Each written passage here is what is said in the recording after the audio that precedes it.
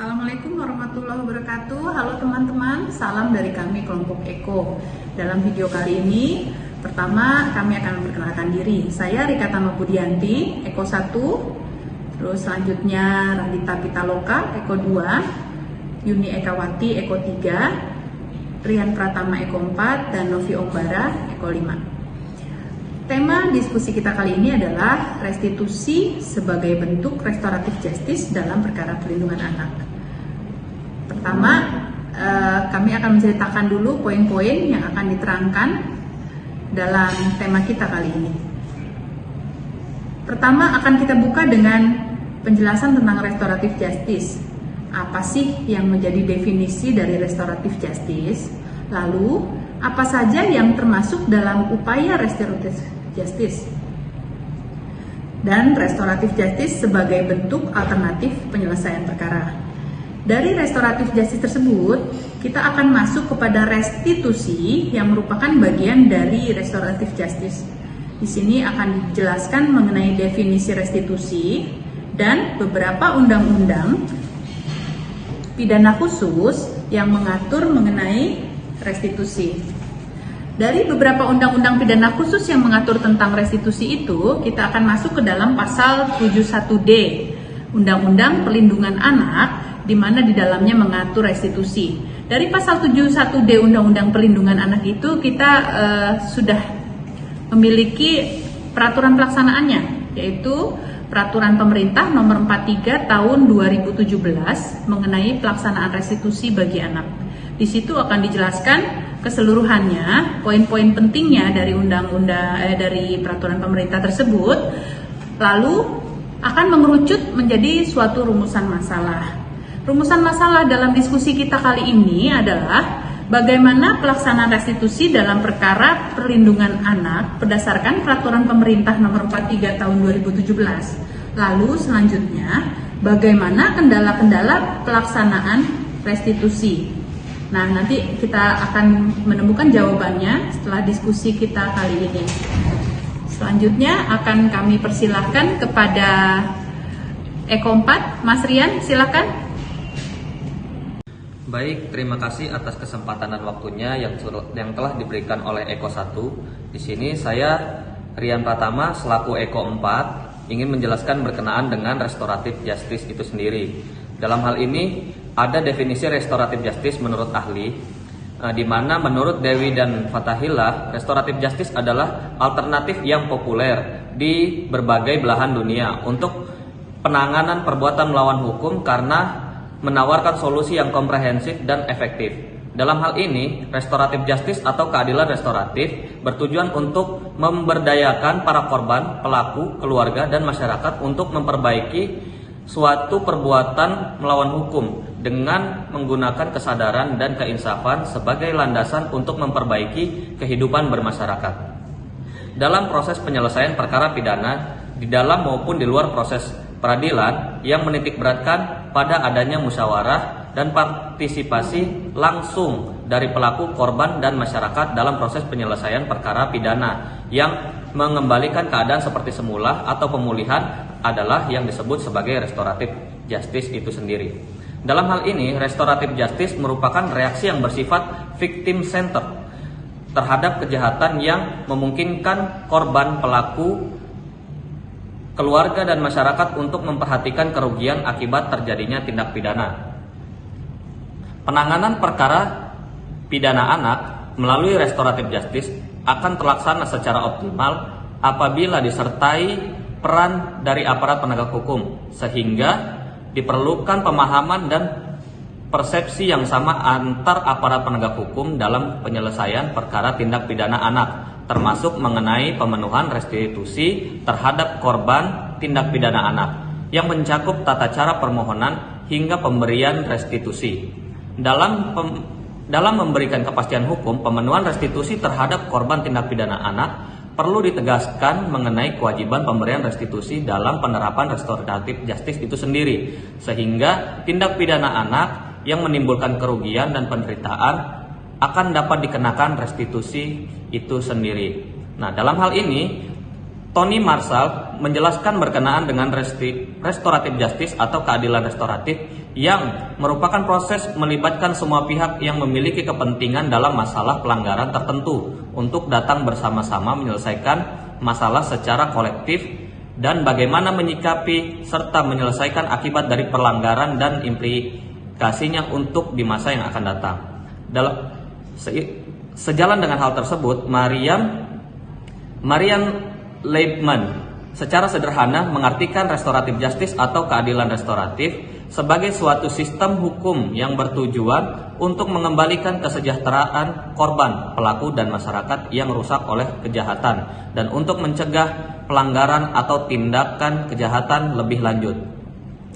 Upaya restoratif justice dalam hal ini ada berbagai macam cara, yaitu di mana adanya suatu perdamaian, diversi, dan terutama restitusi itu sendiri. Dalam hal ini, perdamaian dititik beratkan berdasarkan landasan hukum dalam nota kesepahaman bersama Ketua Mahkamah Agung Republik Indonesia, Menteri Hukum dan HAM, kemudian Jaksa Agung RI, dan juga Kapolri yang tertuang di dalam nota kesepahaman nomor 131 KMA/SKB/Romawi 10/2012 tentang pelaksanaan penerapan penyesuaian batasan tindak pidana ringan, jumlah denda, acara pemeriksaan cepat, serta penerapan keadilan restoratif justice.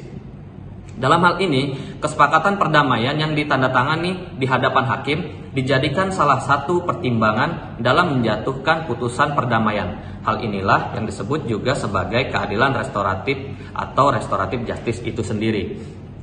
Kemudian juga upaya restoratif justice juga ada yang disebut dengan diversi.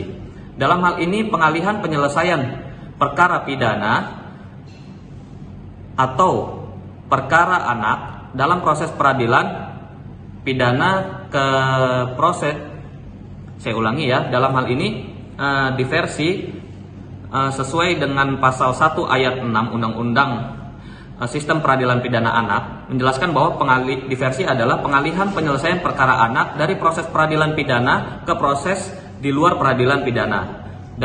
Kemudian diversi dilakukan berdasarkan pendekatan keadilan atau peradilan yang berbasis musyawarah dalam menyelesaikan tindak pidana dengan melibatkan pelaku, korban, keluarga pelaku atau keluarga korban, serta pihak lain yang terkait untuk bersama-sama mencari penyelesaian yang adil dengan menekankan pemulihan kembali pada keadaan semula atau restitutio in integrum, bukan suatu pembalasan.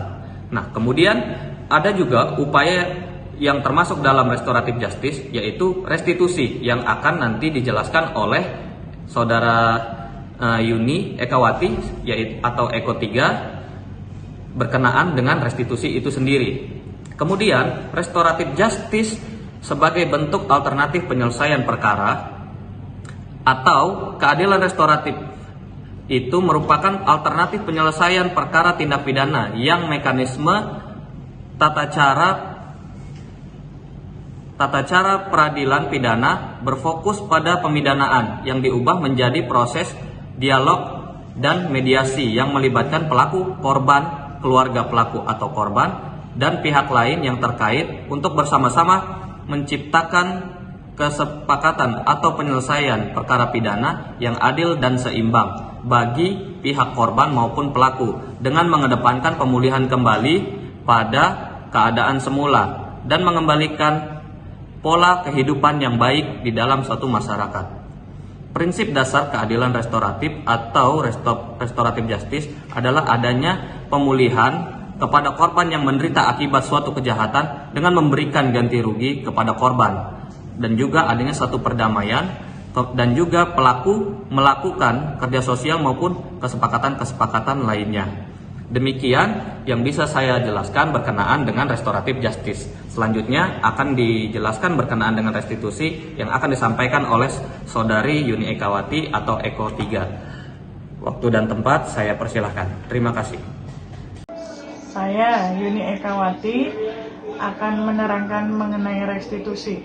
Definisi restitusi.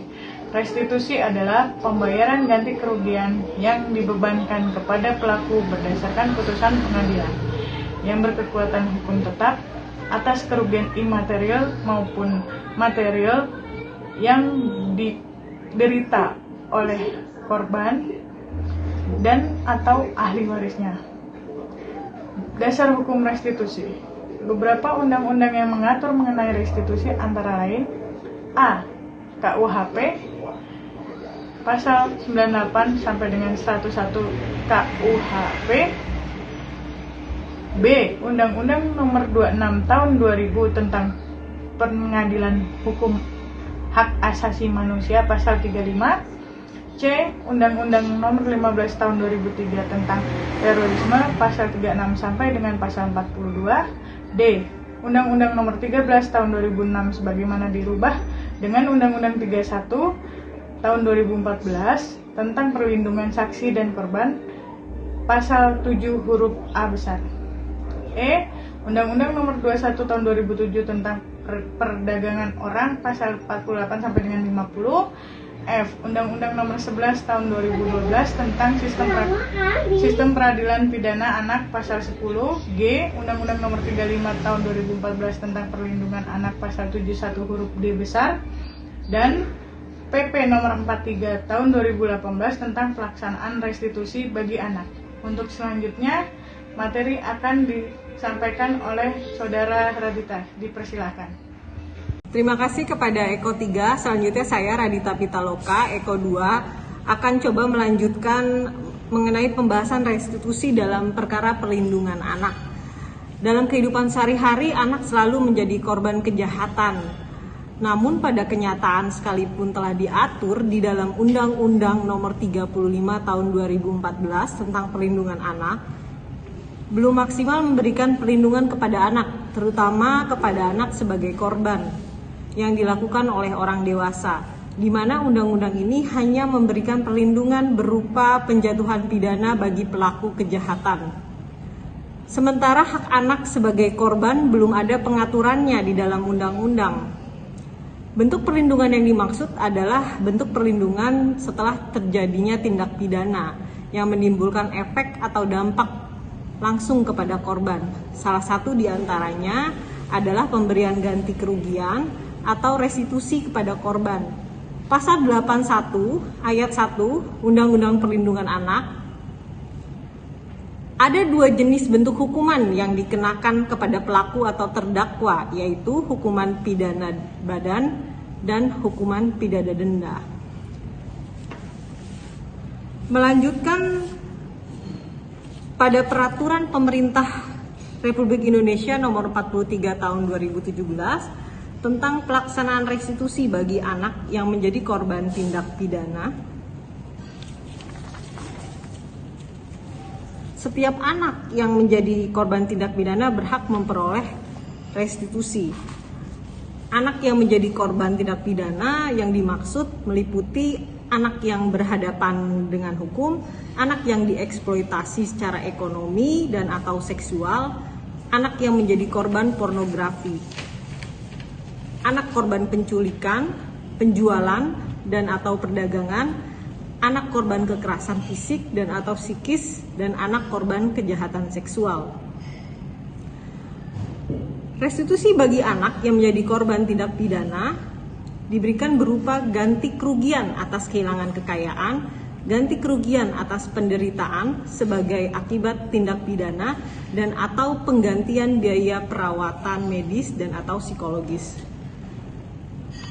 Kemudian, siapa yang mengajukan restitusi? Permohonan restitusi diajukan oleh pihak korban.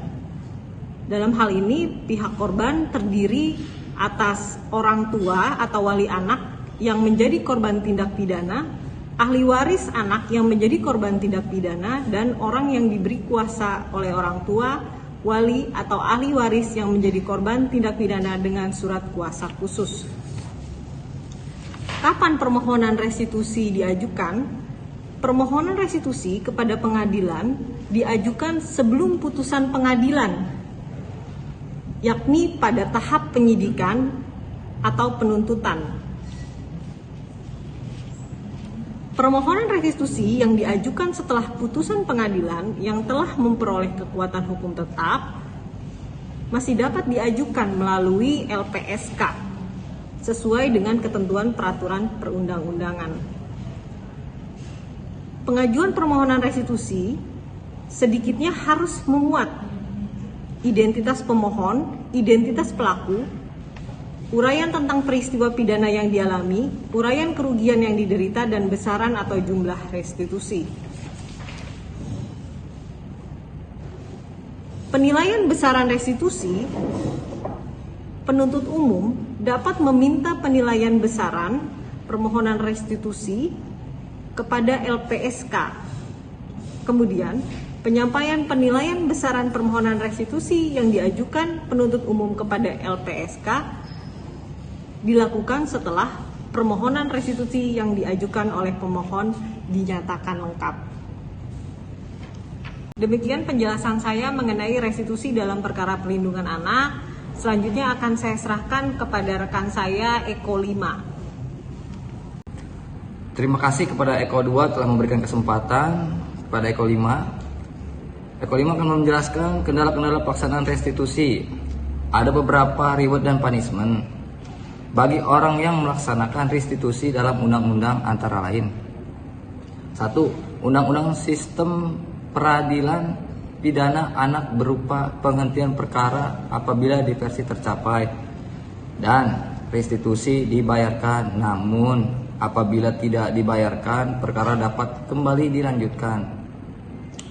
2. Undang-undang TPPO, jika terpidana tidak memenuhi kewajiban restitusi, JPU dapat menyita harta benda milik terpidana dan menjualnya, yang hasilnya akan diserahkan kepada korban.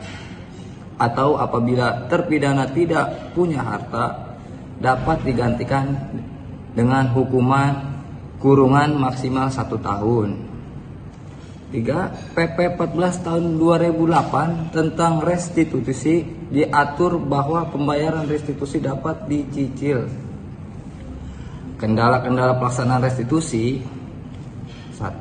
Restitusi tidak ditawarkan oleh penegak hukum. 2. Terdakwa tidak bisa membayar restitusi. 3. Tidak dapat saksi apabila tidak membayar restitusi. 4. Dalam Undang-Undang Perlindungan Anak pasal 71D yang dijabarkan selanjutnya dalam PP nomor 43 tahun 2017, tidak ada ancaman saksi bagi yang tidak membayar restitusi. Baik, terima kasih Mas Novi, Eko 5. Dari hasil diskusi kelompok kami menemukan ada beberapa kesimpulan dan saran. Pertama, harus ada penegasan dari dalam hukum pidana material bahwa restitusi adalah bagian dari bentuk hukum pidana dan dikelompokkan dalam pidana pokok atau pidana tambahan. Jadi harus ditegaskan itu. Yang kedua, untuk mendorong pelaku agar memenuhi kewajiban restitusi, maka perlu dipertimbangkan pemberian misalnya remisi atau pembebasan bersyarat sebagai reward. Karena kalau tidak, mungkin mereka berpikir buat apa membayar restitusi padahal perkara berjalan terus dan dia tetap mendapatkan hukuman badan, tidak ada pengurangan, dan kalau tidak dia lakukan juga tidak mendapat sanksi gitu.